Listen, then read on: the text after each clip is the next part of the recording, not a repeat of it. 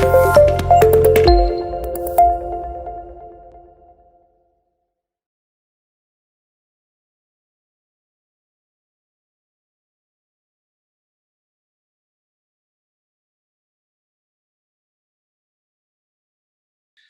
kasih atas kesempatannya. Selamat siang menjelang sore. Terima kasih atas kesempatannya. Saya diberikan kesempatan oleh KPCDI ya, yaitu Komunitas Pasien Cuci Darah Indonesia oleh Pak Tony Samosir, Ketua Umumnya, untuk mempresentasikan tentang stenosis simino ya atau aphasia ya, yang mungkin lebih dimengerti adalah simino ya pada pasien-pasien hemodialisa dan HD. Jadi ini permasalahan yang sangat kompleks sehari-hari ya. Pasien-pasien sehari-hari memang banyak sekali dari pasien-pasien cuci darah ya. Saya banyak mendapat konsul dari nefrologis di rumah sakit saya untuk menangani pemasangan CDL, pembuatan aphasia untuk cuci darah. Baik, terima kasih atas kesempatannya. Nama saya Adil Amarisya ya, spesialis bedah vaskular dengan gelar BVE konsultan ya, dari ambil subspesialisasinya di FKUI, dari bedah umum ngambil subspesialisasi bedah vaskular endovaskular atau BVE. Oke, akan saya mulai presentasi saya. Jadi permasalahan pada akses aphasia atau simino itu kompleks sekali ya. Masalah dari A sampai Z itu berbagai macam kendala, dari awal gagal ginjal, dipasang CDL, pasang CDL tunneling, sampai simino juga bermasalah, penyempitan atau gagal dan sebagainya. Saya akan membahas dari situ. Ya, kita bicara mengenai superficialnya saja ya, karena waktunya terbatas. Ya, yang kita harus tahu pada dasarnya adalah tipe-tipe dari vaskular akses hemodialisa. Vaskular akses hemodialisa itu ada banyak sekali jenisnya ya, cuma saya ambil yang kita sering kerjakan. Ya, pertama dari simino ya, yang permanen ya, yang namanya kategori permanen itu simino. Kemudian ada CDL ada temporer, ada long term. Kemudian ada lagi CAPD ya, yang akan kita bahas di sini yang untuk vaskular aksesnya ya. Ada dengan graf juga ya, cuman kita akan bahas lebih detail mengenai stenosisnya dan komplikasinya nanti. Ya, jadi kita mulai dari tipe hemodialisa akses vaskular, yaitu yang simino ya, atau AV fistula atau aphasia. Jadi yang sering kita kerjakan ada 3 jenis. Dari lokasinya ya, ada radiosefalika, yaitu di dekat pergelangan tangan atau lengan bawah ya. Kemudian brachiosefalika di siku, dan brachiobasilika yang agak kurang populer, cuman jika tidak memungkinkan lagi ada yang lain pembuluh darahnya, kita kerjakan brachiosefalika dengan 2 step operasi. Ya, jadi setelah 2 bulan kita operasi lagi untuk transposisi. Nah, ini termasuk tipe hemodialisis vaskular akses yang permanen, yaitu digunakan dari tubuh sendiri. Kemudian ada lagi graf ya. Graf itu kurang populer untuk kita karena rate kegagalannya, sekalinya gagal cukup tinggi juga. Jadi kita kerjakan kalau benar-benar memang sudah tidak ada akses sama sekali untuk cuci darah, kita pakai graf. Kemudian yang kedua, yang non permanen atau semi permanen, yaitu adalah CDL ya. Nah, pasti rekan-rekan cuci darah, rekan-rekan sekalian sudah tahu dan sudah sering memakai alat ini untuk cuci darah. Ya, biasanya pertama kali kita pasang CDL temporer dulu ya. Begitu kita didiagnosis, pasien-pasien didiagnosis gagal ginjal dan harus dilakukan cuci darah, yaitu kita pasang CDL temporer. Ya, CDL temporer yang seperti yang sebelah kiri ini ya, seperti antena letaknya ya, dipasangnya di dekat leher. Ada juga yang tunnel, yang semi permanen dengan cuff ya, semi implan, yaitu bisa bertahan lebih lama hingga setahun. Ini namanya long term tunnel cuff CDL. Ini bisa bertahan lebih lama. Selanjutnya baru dikerjakan simino, karena simino atau aphasia tidak bisa langsung dipakai, hanya bisa 2 bulan saja. Nah, kita bahas sebentar. Yang ini yang sering sekali jadi permasalahan di Indonesia adalah short term atau CDL temporer ya. Dari guidelines hanya merekomendasikan seminggu sampai maksimal 3 minggu ya. Tapi pasien-pasien saya itu yang dikirim karena keterbatasan biaya dari insurans BPJS, jadi akhirnya ya diakalinlah sama dokternya lebih lama sampai siminonya jadi. Ya. Cuman tidak semudah itu. Ya. Ini beresiko tinggi ya untuk CDL temporer seperti ini. Ini seperti CVC, seperti infus. Infus saja 5 hari udah bengkak ya. Ini apalagi alat di pembuluh darah dipasang. Resikonya apa kalau lebih dari seminggu dan lebih dari 3 minggu dipasang? Kalau tidak cepat-cepat diganti ke tunnel atau ke semi permanen yang long term CDL-nya, ini akan resiko pertama macet. Ini lebih mudah macet dan infeksi. Yang kedua, demam pasiennya pada saat HD ya. Dan yang ketiga yang lebih sulit adalah penyempitan pembuluh darah besar ya, pembuluh darah vena yang nanti akan merepotkan pada saat pemasangan operasi simino atau avesian. Ya, lengannya bisa bengkak ya, yang disebut kasus kita ini yang akan kita bahas ya, stenosis vena sentral. Ini masalahnya. Jadi kalau saya pasien-pasien seperti ini yang sudah dipasang CDL temporer secara emergency, pasien sudah HD, CDL-nya akan saya ganti dulu ke tunnel sebelum masuk ke simino, karena simino harus 2 bulan lagi baru bisa dipakai. Itu pun kalau tidak ada masalah. Ya, ini yang temporer. Kemudian ini yang long term ya, semi permanen double lumen catheter ya. Ini lebih panjang waktunya. Range idealnya adalah 6 bulan ya, masih bisa dimaksimalkan sampai setahun. Jadi dia semi implant ya, kayak chemoport ya, semi implantable ya, menyatu dengan kulit. Jadi kalau dengan baju tuh pasien tidak terlihat seperti memakai CDL ya. Jadi lebih nyaman sebenarnya. Cuma tetap tidak boleh kena air. Kalaupun mau kena air kita biasanya memakaikan tegaderm ya.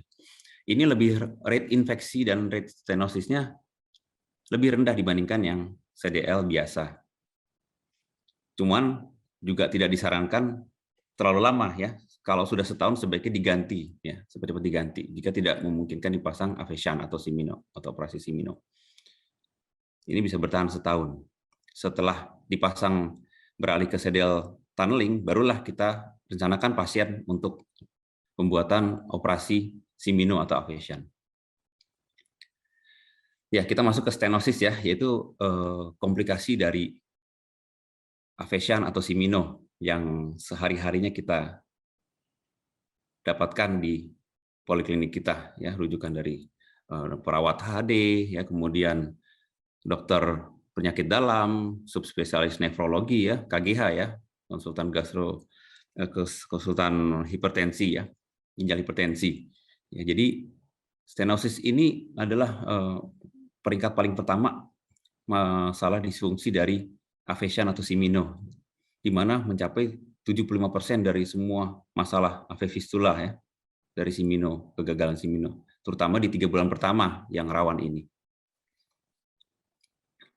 Apa sih stenosis itu? Ya, stenosis itu terutama pada pasien-pasien yang belum paham ya, stenosis itu penyempitan ya, bahasa Indonesia penyempitan dari pembuluh darah simino atau avesian dikarenakan aliran dari pembuluh darah. Pada saat vena dan arteri pasien itu disambung, dia akan berubah. Vena itu alirannya akan lambat, sedangkan arteri alirannya kencang. Begitu mereka disambungkan seperti pipa selang, maka vena itu akan mengalami aliran yang cepat ya, yang harusnya secara normal tidak ya. Vena itu adalah aliran lambat. Jadi ini adalah mekanisme pertahanan dari vena untuk mengatasi problem di dinding venanya. Jadi dia mengalami penebalan. Nah, jika terlalu cepat alirannya, dia akan terjadi turbulensi. Turbulensi itu kayak hentakan gitu ya, hentakan ke dinding, dia akan menebal. Namanya venous neointimal hiperplasia. Nah, disinilah yang menjadi masalah pada pasien-pasien cuci darah ya. Karena inflamasi kronik dari aliran simino. Ya, jadi banyak masalahnya. Kenapa bisa terjadi stenosis atau penyempitan? Yang kita sebut ada 3 ya yang paling sering kita temui, yaitu inflow stenosis, yaitu stenosisnya dari arteri. Nah, kenapa bisa terjadi inflow stenosis? Arterinya sudah ada plaknya, ya, ada plaknya, sudah ada keraknya, sudah tidak bagus alirannya. Jadinya ke venanya pun juga lambat, di mana desirannya pun melambat. Ya, karena plak yang sudah mengeras. Kemudian juxta anastomosis stenosis, yaitu stenosis atau penyempitan yang sangat dekat dengan sambungan, ya, sambungan arteri dan vena. Ini arteri yang merah, vena yang biru. Jadi arah alirannya ke sana ya, ke arah badan. Nah, ini yang paling sering ditemukan ya, hingga 75% dari kasus-kasus penyempitan Shimino, ya, stenosis Shimino. Nah, kemudian outflow stenosis. Nah, inilah yang dialami langsung oleh venanya, ya. Dia nggak jauh, dia letaknya sangat jauh dari anastomosis. Bisa sampai ke vena di sini, di sebelah kiri, ya, di bagian tulang klavikula di bawah sini. Penyempitannya di situ. Nah, tadi yang masalah tadi CDL tadi itu, ya, masalahnya adalah pemasangan CDL yang tidak layak, tidak proper, yaitu pemasangan CDL di bawah tulang. Ya, kalau CDL yang lebih bagus disarankan oleh perhimpunan adalah di leher, ya. Kalau tidak memungkinkan ke paha dulu untuk emergency, kemudian baru diganti ke tunneling. Oke, selanjutnya penyebab stenosis atau penyempitan dari Shimino adalah neointimal hiperplasia yang saya bahas tadi, ya, karena perubahan aliran darah yang tadinya rendah menjadi tinggi mendadak, sehingga menjadi penebalan sebagai kompensasi tubuh untuk mengatasinya, ya. Sering terjadi pada daerah anastomosis atau sambungan, ya, kita menyambungkan arteri dan vena. Nah, yang paling juga penting adalah terutama di daerah, ya, yang tidak ada fasilitas Doppler ultrasonografi USG. Dokter bedah tidak melakukan USG mapping, ya, untuk melakukan Shimino. Biasanya kalau kita memang harus USG dulu. Pada pasien saat di poli kita harus USG dulu untuk melihat kondisi pembuluh darah yang akan dioperasi Shimino. Bila memungkinkan kita akan kerjakan. Tapi bila tidak memungkinkan, mungkin pasien itu harus exercise dulu atau kita cari pembuluh darah yang lebih bagus lagi, ya, kita naik ke atas lagi ke dekat siku. Nah, pada pasien-pasien yang ada di daerah, dokter bedah yang di daerah, nah ini dia masalahnya. Hampir tidak pernah melakukan USG mapping. Ya, jadi langsung disayat saja seperti itu, ya, karena memang keterbatasan fasilitas juga, ya, jadi tidak bisa disalahkan juga. Cuman komplikasinya akan lebih tinggi penyempitannya. Kemudian yang keempat, calcified plaque, ya, kerak pada arteri. Jadi yang paling sering tuh di dekat pergelangan tangan, ya, di lengan bawah. Ya, kerak plak-plak, ya, oleh karena penyakit diabetes atau hipertensi, ya, kolesterol dan sebagainya itu menumpuk ibaratnya selang air, itu banyak keraknya, jadinya mengalami penyempitan di bagian arteri. Kemudian pada saat HD, nah ini juga sering saya tekankan ke perawat-perawat saya, sebisa mungkin pindah-pindah untuk penusukan Shimino. Jangan sudah di dua tempat itu aja, ya. Jadi itu juga bisa berisiko meningkatkan angka kejadian stenosis atau penyempitan. Ya, jadi sebaiknya pindah, ya, paling nggak 3 kali pindah. Misalnya hari Senin Kamis, ya pindah. Jadi misalnya Senin di sini, ya, Kamis di sini, terus Senin lagi di sini, Kamis pindah lagi. Jadi 3 kali pindah sebisa mungkin untuk memberi kesempatan Shimino-nya itu mengalami penyembuhan dulu supaya tidak mengalami stenosis. Kemudian riwayat, nah yang di sini yang saya sebutkan tadi. Riwayat pemasangan CVC, ya, atau CDL, ya, CDL yang terlalu lama itu juga sangat berisiko untuk meningkatkan angka kejadian central venous stenosis, ya, stenosis yang ada di daerah sini di bawah vena subclavia, ya, itu akan menjadi bengkak lengannya, bisa mukanya bengkak, lehernya bengkak. Pada perempuan juga payudara yang sebelah akan menjadi bengkak, ya, karena pemasangan CDL yang terlalu lama, terutama CDL temporer. Ya, kemudian ya dari perempuan, ya, seks perempuan itu, gender perempuan lebih sering terjadi, ya, untuk stenosis. Kemudian penyakit diabetes, kemudian tadi pada saat dokter bedah mengakses tidak dilakukan USG mapping.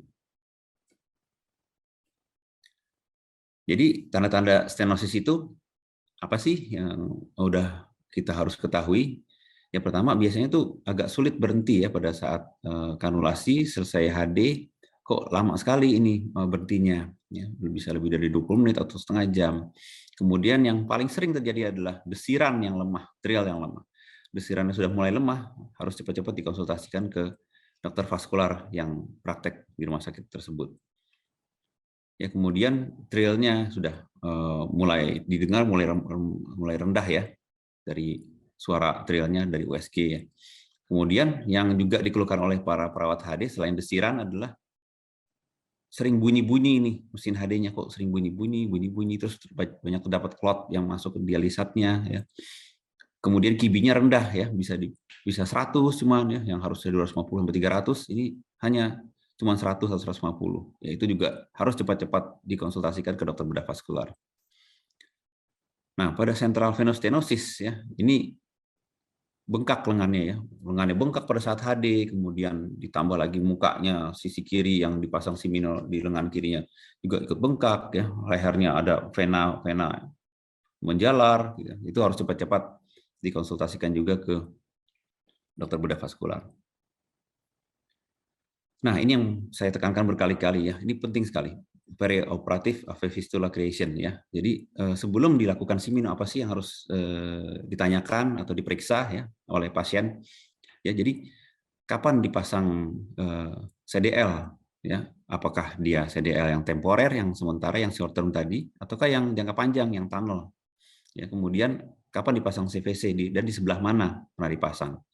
Lokasinya di mana? Kemudian pada saat melakukan pengambilan darah atau pasang infus itu di lengan sebelah mana dan di daerah mana. Itu juga penting karena vena yang sering tusuk-tusuk juga akan terjadi fibrotik dan mengeras ya. Sehingga kalau dibuat simino di situ beresiko untuk stenosis juga.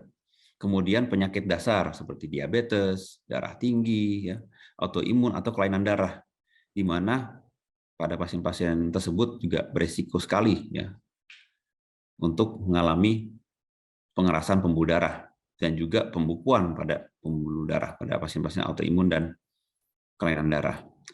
Dan yang tidak kalah pentingnya adalah ditanyakan juga apakah ada pernah patah tulang di lengan, ya itu juga penting karena penekanan pada fragmen tulang itu ke pembuluh darah jika tidak diperiksa dengan baik dan dibuat simino di situ, itu bisa resiko untuk mampet siminonya karena penekanan fragmen tulang. Jadi harus ditanyakan juga pernah ada riwayat patah tulang atau tidak, dioperasi atau tidak. Kemudian di pemeriksaan selanjutnya untuk dokter kita lakukan Allen test ya. Allen test ini mau dilihat apakah di palmar arch kita ini pembuluh darah kita kan muter dari sini ya, 2. Nah, apakah pembuluh darah kita ini paten? Ini nanti dilakukan oleh dokter. Ya, jadi harus diperiksa Allen test untuk dilihat radial sama ulnar arterinya tuh masih bagus atau tidak. Nah, ini dia salah satu yang tidak ideal pada pasien-pasien gagal ginjal ya, kecuali kalau pasien-pasien yang tidak mengalami gagal ginjal dipasang CVC di sini di bawah tulang clavicula ini ya tidak masalah karena tidak ada aliran simino yang berisiko untuk membuat central venous stenosis. Nah, ini sudah tidak ideal sekali ya. Jadi KDOQI guidelines kita mengatakan tidak bisa dipasang di sini karena akan terjadi penyempitan pembuluh darah sebanyak 60% ya, hingga 60%.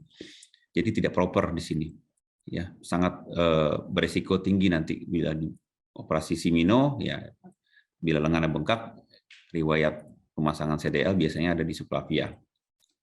Yang idealnya adalah di leher ya, di leher karena dia alirannya kan arahnya kan panjang ke bawah, masih lebih kecil kemungkinan central venous stenosis dibandingkan yang di subclavia. Nah, yang kita sangat sering pakai dan senjata kita untuk bedah vaskular adalah USG ya, USG Doppler. USG Doppler ini untuk diagnostik semua kelainan vaskular di poliklinik kami dan wajib ada di poliklinik kita. Ya, dari mapping untuk sebelum di operasi simino kita mapping dulu dengan USG ya. Jadi kita yang melakukannya langsung kita mapping arterinya bagaimana, diameternya gimana, alirannya gimana, ada stenosis plak atau tidak ya, ada plak-plak yang resiko menyumbat atau tidak. Ya, kemudian venanya dilihat juga diameternya, ya, ada stenosis vena atau tidak. Untuk arteri minimal diameternya 2 mili dan vena 2 sampai 2,5 mili ya, dari guidelines. Kemudian harus dilihat lagi apakah ada trombosis pasca pemasangan CDL yang dulu atau pengambilan darah yang terdahulu ya, atau pengerasan pada vena bagian pangkalnya. Ya, seperti inilah kira-kira gambaran yang akan kita evaluasi untuk pembuatan Avation atau simino dengan USG.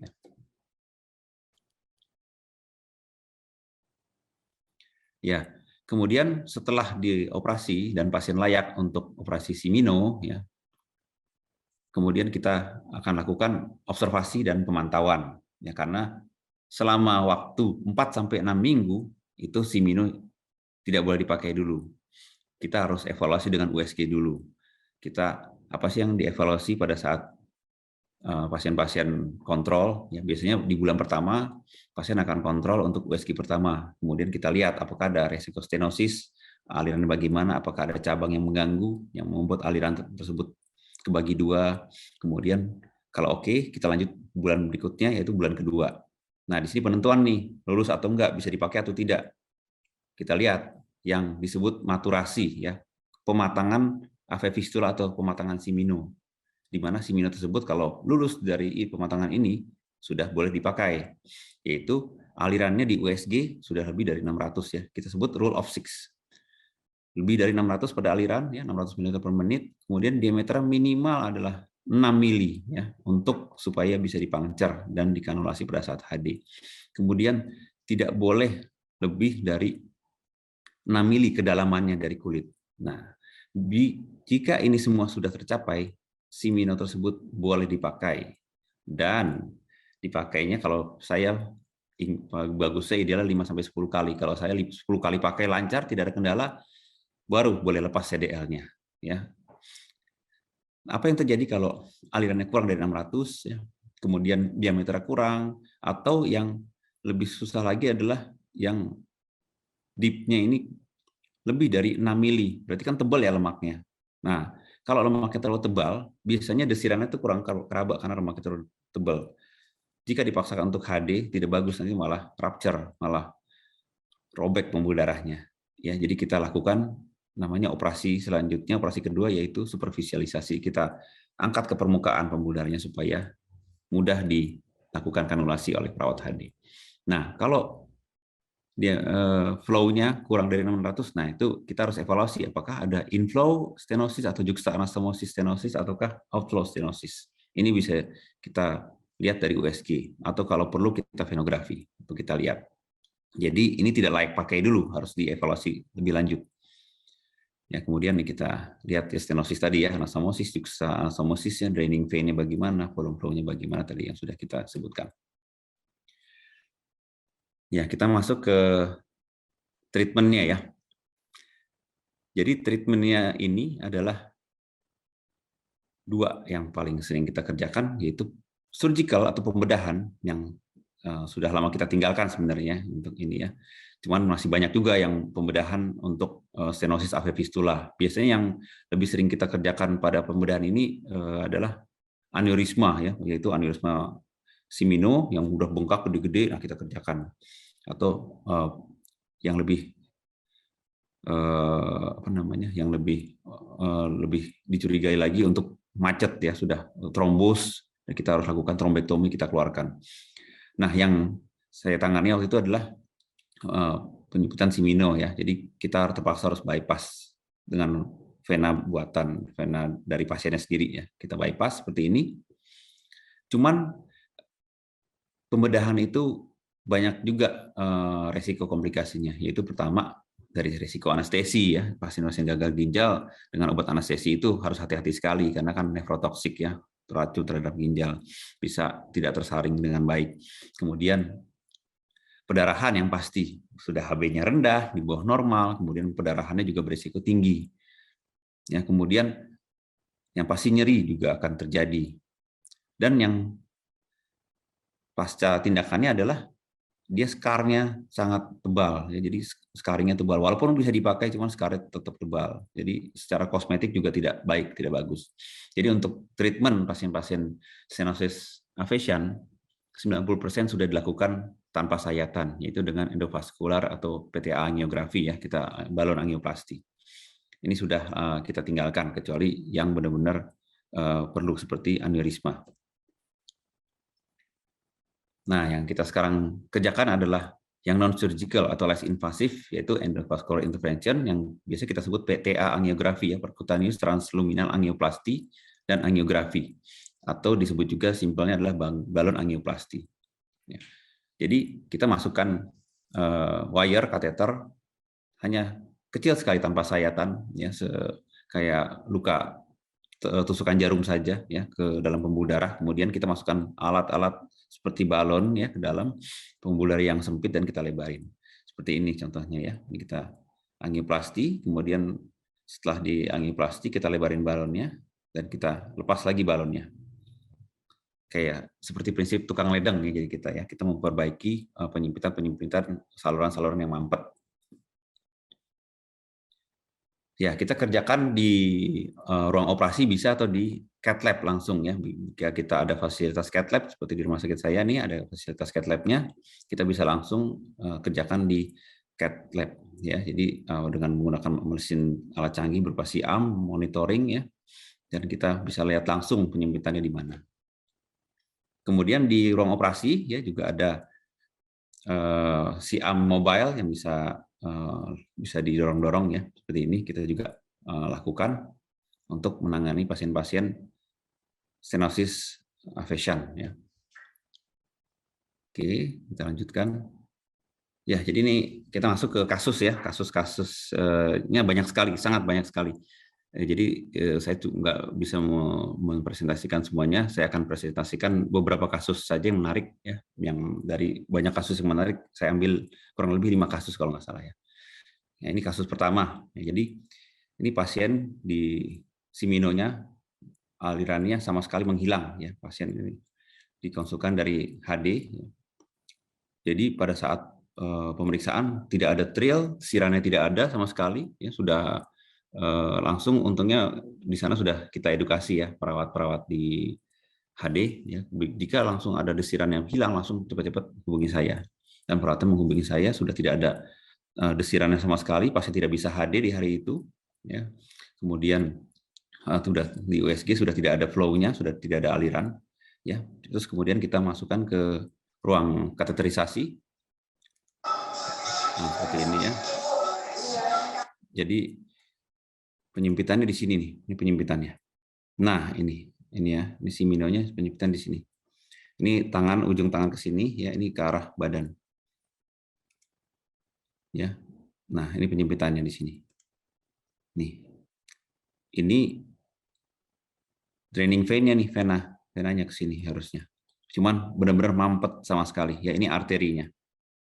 Ini arterinya ya, ini mampet sama sekali.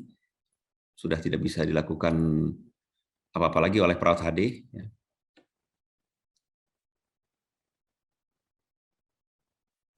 Ya, kemudian kita lakukan angioplasti ya, kita masukkan wire-nya ya, tembus ya, alhamdulillah berhasil tembus dengan susah payah, dan kemudian kita lakukan balon angioplasti. Nah, setelah dilakukan balon angioplasti ya, ini hasilnya ya.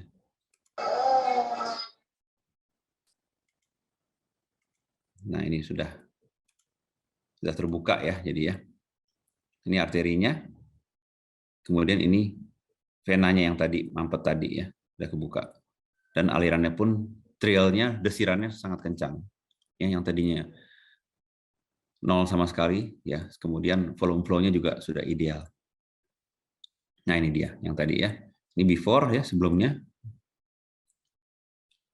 Kemudian after-nya ini ya, sudah terbuka sehingga pasien terselamatkan dan bisa kembali cuci darah seperti semula. Dan kemarin kontrol waktu itu sudah 6-7 bulan masih bagus alhamdulillah ya. Jadi saya wajibkan walaupun tidak ada masalah satu kontrol 3 atau 6 bulan sekali untuk kita USG ulang apakah ada kemungkinan penyempitan kembali. Kemudian case 2 ya. Case kedua juga kurang lebih sama tapi alirannya ini ada sangat lemah sekali tapi ya. Ini sangat lemah ya. Sangat lemah alirannya, kemudian volume flow-nya hanya kurang lebih 150 ya, dengan QB 100. Saya dikonsulkan juga oleh perawat HD-nya. Dan penyempitannya ada 2, yaitu arterinya juga menyempit dan venanya pun juga menyempit. Ya, ada 2 penyempitannya. Ya, kita lakukan angiografi hasilnya ya, penyempitan, kemudian kita lakukan angioplasti ya, seperti ini. Ya, ini kita masukkan balonnya, ya, kemudian kita kembangkan seperti gambaran di sebelah kanan. Setelah kita kembangkan balonnya, ya,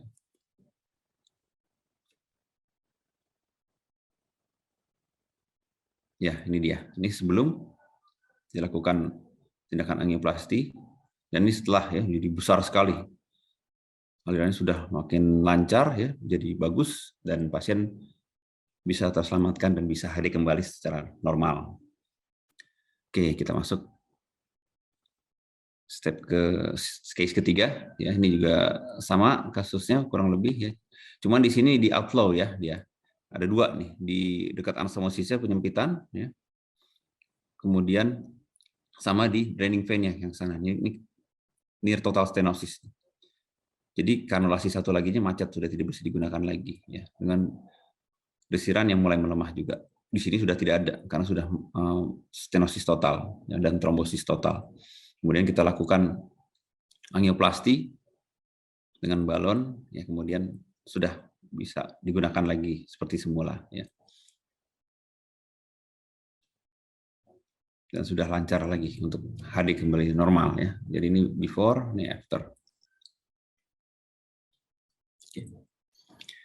Nah, case keempat, nah ini dia stenosis vena sentral ya. Jadi pasien dengan riwayat pemasangan CDL di subclavia kiri, ya, CDL temporer, kemudian dioperasi Simino dan CDL-nya sudah dicabut, tapi pada saat HD pasiennya bengkak. Nah ini dirujuk dari rumah sakit di daerah Bekasi kalau nggak salah, saya lupa ya. Nah kemudian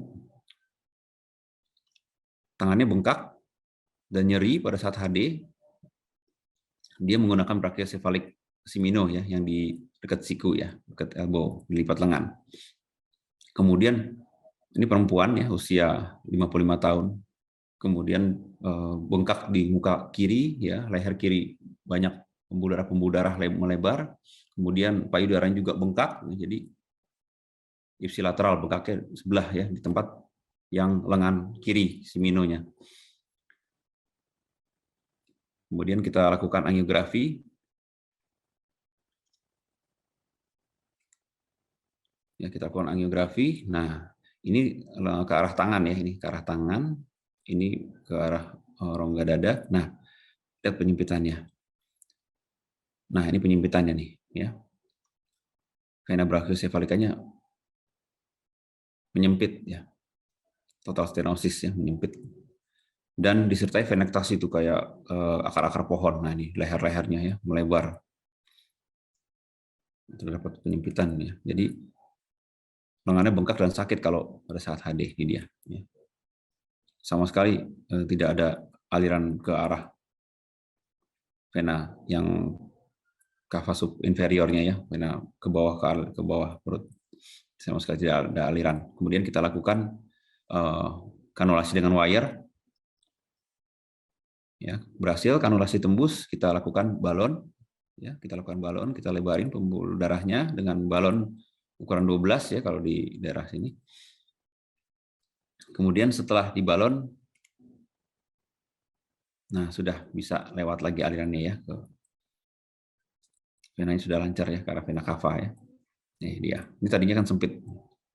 Setelah dibalon sudah bisa lagi, dan lengannya sudah jauh lebih berkurang bengkaknya dan Simino bisa langsung digunakan.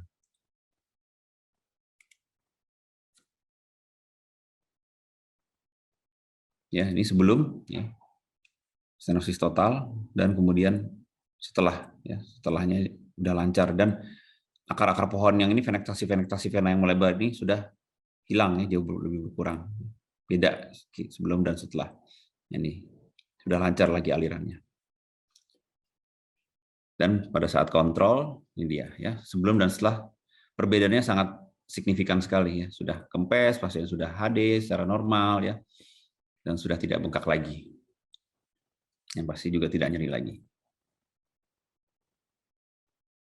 Dan case kelima juga sama ya, stenosis vena sentral ya, di daerah brachiocephalic vein, juga dengan total stenosis juga ya, dan sama riwayat pemasangan CDL subclavia kiri ya, yang short term, yang temporer, dengan Simino ada di lipat siku. Ini lengan kirinya bengkak, dan pada saat HD terutama bengkak.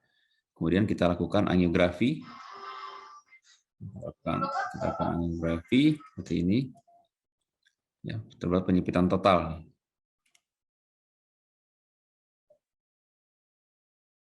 Ya, dia penyempitan total. Kemudian kita lakukan angiografi dan angioplasti. Setelah di angioplasti, ya sudah ada aliran lagi ya. Ya, ini alirannya sudah lancar kembali. Ya. Bengkaknya juga sudah hilang dan pasien bisa kembali HD. Ya, ini sebelum, ini setelah ya, alirannya cukup baik, ya, sudah lancar kembali. Nah, yang jadi pertanyaan adalah berapa lama sih potensinya daya tahan pada saat sudah dibalon, kemudian akan kembali menyempit lagi ya. Jadi yang saya tangani sih sampai saat ini cukup baik ya, banyak yang cukup baik. Yang ada kasus satu yang penyempitan lagi dan akan kita balon lagi. Itu rata-rata yang dari hasil penelitian ya, penelitian dari Kadoki dan juga dari jurnal-jurnal yang kita baca ya, itu range-nya tuh antara 6 bulan sampai 12 bulan ya. 6 bulan sampai 12 bulan potensi rate-nya. Lebih dari itu sudah mulai ada resiko penyempitan lagi. Cuman tergantung ya, lagi dari penyakitnya pasien, ya komorbid pasien, ya kemudian kanulasi HD, ya jadi banyak faktor. Ya. Cuman rata-rata 6 sampai 12 bulan. Ya akan kembali mungkin pasien akan kembali dengan keluhan penyempitan dan akan dibalon kembali. Cuman itu lebih baik daripada harus dibelek, harus dibedah kalian. Itu lebih menyakitkan buat pasien. Jadi kita lakukan minimal invasif tanpa sayatan. Jadi bagaimana cara pasien-pasien mencegah terjadinya stenosis pembuluh darah atau stenosis simino? Ya, jadi harus dipastikan ya, harus lindungi nih akses siminonya nih. Jadi kasih tahu ke perawat-perawat yang akan mengambil darah atau yang mau tensi, misalnya bukan perawat HD kan nggak akan tahu nih misalnya nih, saya ada simino di lengan kiri ya, sus, tolong jangan ditensi, tolong jangan diambil darah di lengan kiri yang ada siminonya ya. Karena kalau diambil darah atau ditensi bisa berisiko untuk meningkatkan resiko stenosis pembuluh darah karena trauma yang berulang. Ya, jadi yang paling utama ini ya yang harus dilakukan oleh pasien. Kemudian tetap latihan hand exercise juga ya. Kalau perlu konsultasikan juga ke nefrologisnya ya. Jaga pola makan ya, jaga gula darah kalau ada pasien-pasien diabetes. Kemudian jaga tensinya, jangan terlampau tinggi ya. Walaupun memang pasien-pasien gagal ginjal tetap akan hipertensi, cuman dijaga, semuanya harus dijaga. Dan untuk kanulasi juga harus dilakukan secara berpindah-pindah. Jadi terutama itu ya untuk pasien-pasien yang akan melakukan pencegahan terhadap kejadian stenosis simino. Oke, ya terima kasih dari saya. Mungkin waktunya sudah lewat ya. Oke, terima kasih.